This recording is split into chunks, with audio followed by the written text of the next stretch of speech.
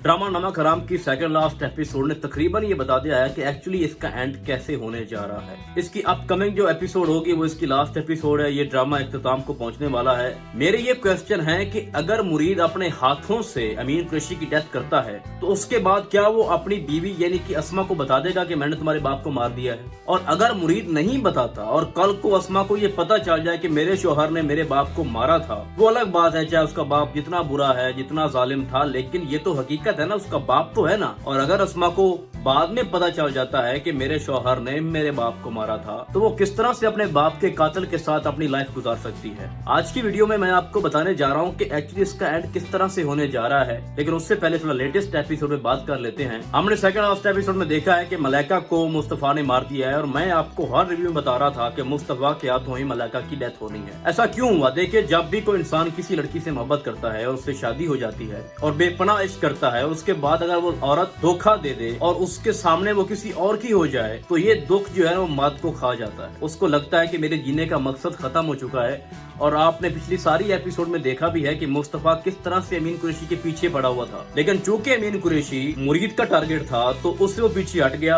और मुरीद ने और अमीन कुरैशी की आपा ने उसको बार बार समझाया कि तुम्हारा असल जो टारगेट है वो मलाइका है। असल धोखा तो मलाइका ने तुम्हें दिया है, गद्दार तो वो है, बेवफाई तो उसने की है, तो उससे जाके इंतकाम लो। तो उसने इंतकाम ले लिया है।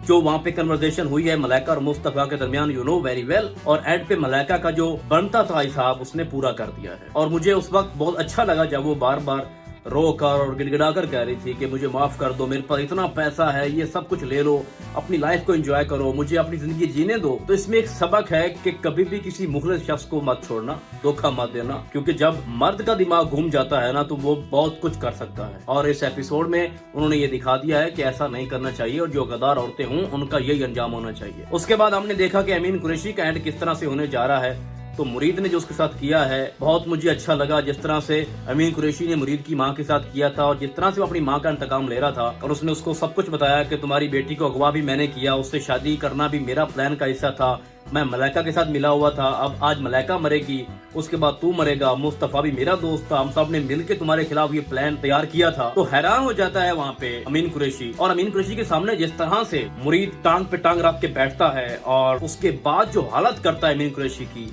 आउटस्टैंडिंग परफॉर्मेंस, बहुत अच्छी एक्टिंग की है उसने दोनों ने। बाबर खान तो लेजेंड है वैसे भी, लेकिन जो एक्टिंग मुरीद ने की है आउट क्लास थी। उसकी आंखों में उसकी माँ का बदला, उसकी माँ का इंतकाम नजर आ रहा था। फिर जिस तरह से वो उसको अच्छे वक्तों में पानी पिलाता था नौकर बन के, और जो उसने बार बार वो एक्ट दोहराया है कि मैं तुम्हारा नौकर हूँ, तुम्हारा गुलाम हूँ, ये पानी पिए, वो अपने पुराने अंदाज अब दोबारा मुझे दिखाया ना, जिस तरह से तुम मेरे पे हुक्म ऑर्डर करते थे, तो आज मैं तुम्हारे लिए सामने बैठा हूँ, करो। लेकिन यहाँ मैं आपको पिछले रिव्यू में बता चुका हूँ कि अमीन कुरैशी बहुत ज्यादा ओवर एक्टिंग कर रहा था। तुम बीमार नहीं हुए, तुम्हें कोई ऐसा इशू भी नहीं है, तो तुम इतना क्यों डर रहे हो? वहाँ पे कोई और बंदा भी नहीं। या एक और मिस्टेक जो मैंने इस वीडियो में देखी है कि अमीन कुरैशी इतना बड़ा पॉपुलर बंदा, बिजनेसमैन, उसके गार्ड कहाँ चले गए हैं?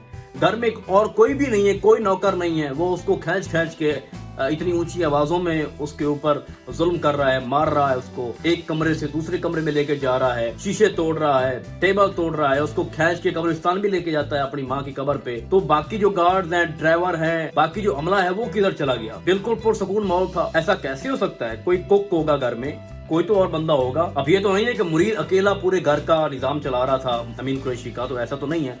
यहाँ मैं समझता हूँ कि एक बड़ी मिस्टेक हुई है। ये ऐसा नहीं होना चाहिए था कि एक पूरा सुनसान जगह उन्होंने दिखाई है कि और इस तरफ कोई भी नहीं आ सकता, एक अमीन कुरैशी और एक मुरीद, और मुरीद जो करेगा वही होगा। तो बेसिकली उन्होंने दिखाया है कि जो इंतकाम की आग थी उसमें बहुत करीब तक पहुंच चुका है। और आने वाली एपिसोड में हमें ये लग रहा है कि जो लास्ट एपिसोड है उसमें मुरीद अपने हाथों से उसको गोली मार रहा है, सॉरी टू से। यहाँ पे आपने ये देखा कि अस्मा ने डायरी उठाई, वो सारी कहानी पढ़ी, जिस तरह से मुरीद के ऊपर जुल्म हुए, मुरीद की माँ के ऊपर जुल्म किए उसके बाप ने, वो सारी हकीकत जान चुकी है। लेकिन फिर भी बहुत मुश्किल है क्योंकि वो अस्मा का बाप है। तो मैं ये समझता हूँ कि लास्ट एपिसोड में ये होना चाहिए कि मुरीद उसको ना मारे, वो या तो सुसाइड कर ले या उसकी डेथ किसी और तरह से हो, कि उसका जो ब्लेम है वो मुरीद पे ना लगे कि मुरीद ने अपने हाथों से अमीन कुरैशी को मारा है। क्योंकि बाप तो बाप होता है, और अस्मा किस तरह से जिंदगी पूरी गुजार सकती है अमीन कुरैशी के कातिल के साथ, अपने बाप के कातिल के साथ। तो लास्ट एपिसोड देखने के बाद हम इस पे प्रॉपर पूरा रिव्यू बनाएंगे। ओवरऑल ये बहुत ही अच्छा ड्रामा था, ایک سبق آموز ڈرامہ تھا، اس میں ایک انتقام کی آگ تھی، ایک محبت کا قاتل تھا امین قریشی اور ایک اس کی ماں کا قاتل تھا، تو ایسے لوگوں کا انجام تو ایسا ہی ہونا چاہیے۔